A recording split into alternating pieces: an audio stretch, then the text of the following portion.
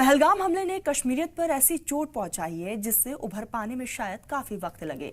लोगों में मायूसी है, टूरिज्म को नुकसान पहुंचा है। सलाम टीवी की टीम ने डल लेक पहुंचकर हालात का जायजा लिया और जानने की कोशिश की कि पहलगाम हमले के बाद डल लेक का क्या हाल है। देखिए डल झील से सलाम टीवी की स्पेशल रिपोर्ट।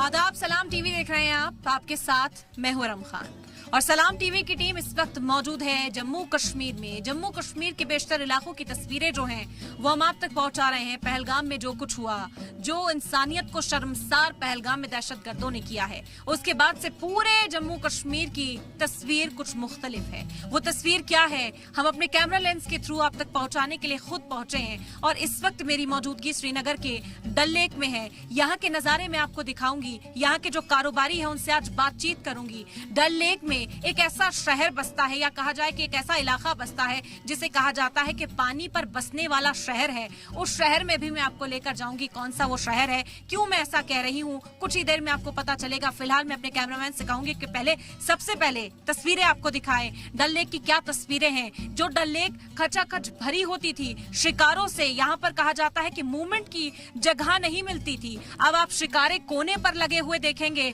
और कुछ चुनिंदा शिकारे जो हैं वो इस वक्त पानी पर फ्लोट करते हुए आपको नजर आ रहे होंगे। तस्वीरें आप देख सकते हैं। ज्यादातर तो ये जो बोट्स आपको नजर आएंगी ये कारोबारियों की ही बोट हैं। कोई कुछ सामान बेच रहा है, कोई लकड़ी की जो सामान होते हैं, कलाकारी होती है, उनकी नाव में आपको नजर आएंगी।